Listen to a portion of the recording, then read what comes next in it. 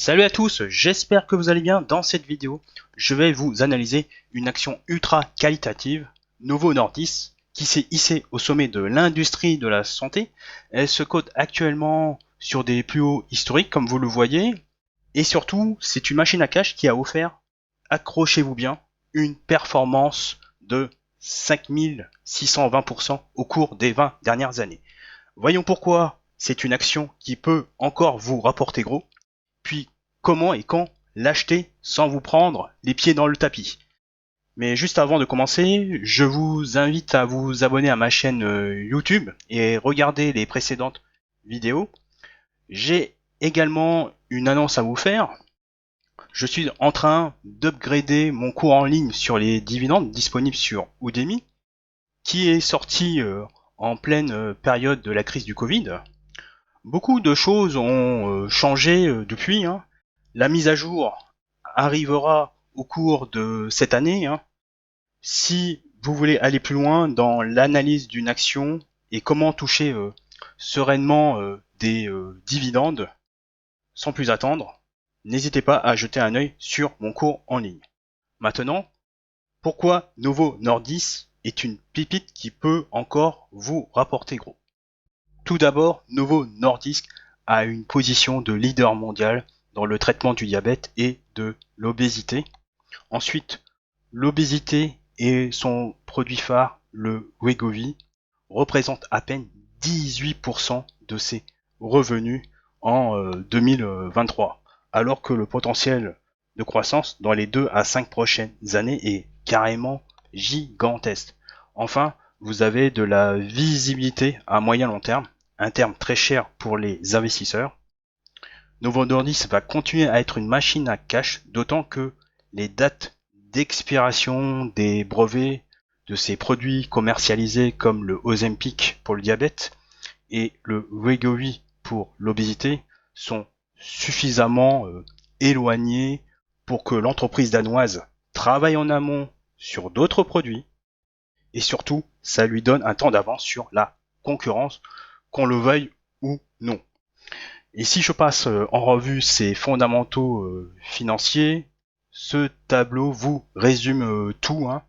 Vous avez un bénéfice net qui augmente plus vite que son chiffre d'affaires. C'est un bon indicateur de l'efficacité de l'activité opérationnelle de l'entreprise, dans la mesure où les marges progressent avec la croissance des bénéfices nets.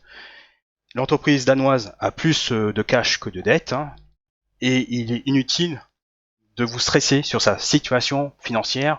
Ironiquement, vous avez une dette nette sur EBITDA négatif et un taux de couverture des intérêts à 121,4, alors que ce ratio ne doit pas être en dessous de 5 selon Benjamin Graham.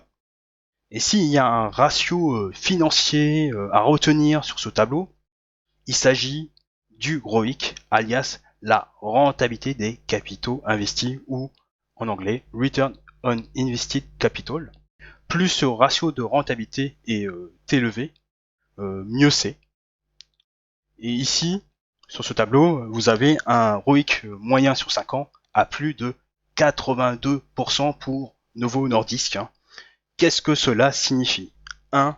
C'est la preuve que Novo Nordisk possède un avantage compétitif durable. 2. Un ROIC élevé contribue à l'augmentation éventuelle de son free cash flow, comme c'est le cas sur ce tableau. Et 3. Novo Nordisk a largement la capacité de faire des rachats d'actions ou augmenter, comme bon lui semble, son dividende. D'autant que l'entreprise encaisse plus d'argent qu'elle n'en dépense.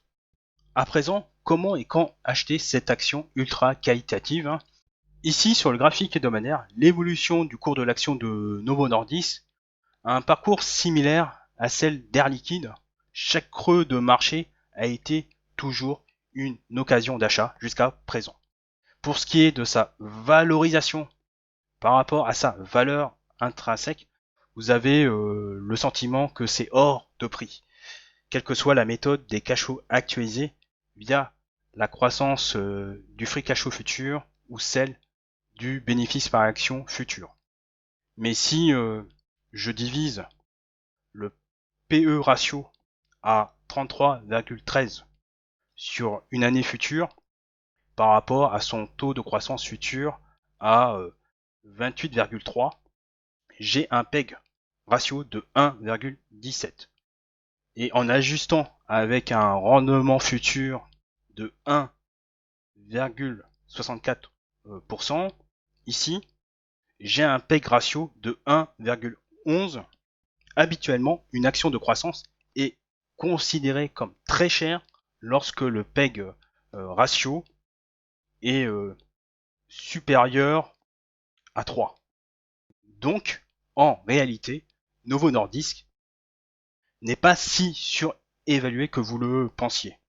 Moi, personnellement, pour répondre à la question, je ne serais pas étonné que le cours de l'action de Novo Nordisk traverse une phase de transition quand la hype de l'obésité va se calmer, comme en 2016, en 2018 ou 2021-2022, pour trouver des points d'entrée intéressants à l'achat. Et sur mon portefeuille action globale, ça représente une petite pondération de mon portefeuille que je compte l'augmenter à chaque repli potentiel. Et supposons que les cours reviennent à hauteur des 94-95 dollars ou des 87 dollars ou voire des 77-78 dollars. Tout le monde serait ravi d'avoir plus de titres supplémentaires. D'autant qu'on serait en dessous de sa valeur intrinsèque via la méthode des cash flows actualisés du bénéfice par action future. Et pour anecdote personnelle, ça me rappelle ce que j'avais vécu sur Hermès en 2012. Et j'ai failli faire la bêtise de vendre en 2017, après avoir doublé ma mise. Et finalement, j'ai cédé mes titres en 2022 en faisant entre 6-7 fois la mise.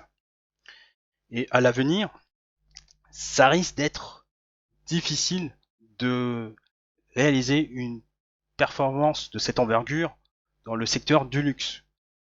Et je crains malheureusement que LVMH peut dire adieu à sa première place de capitalisation boursière européenne. Voilà pour cette analyse. Je pense que Novo Nordisk va mener le lead sur les actions européennes. C'est une entreprise qui est assise sur un gros gisement de cash flow dans les années à venir avec des produits en phase 3 et également des produits qui sont déjà approuvés pour la commercialisation.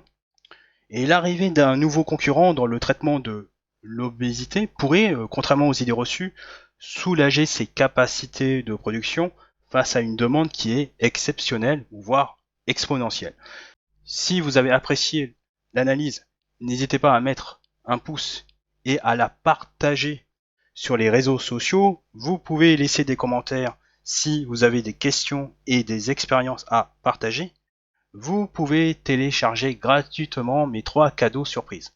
Les 7 règles d'or de l'investissement en dividendes, le top 10 des meilleures actions à dividendes pour préparer votre retraite et la liste des 7 meilleurs livres à lire pour réussir en bourse en cliquant sur le lien dans la description sous la vidéo. Et sur ce, je vous dis au revoir et à la prochaine.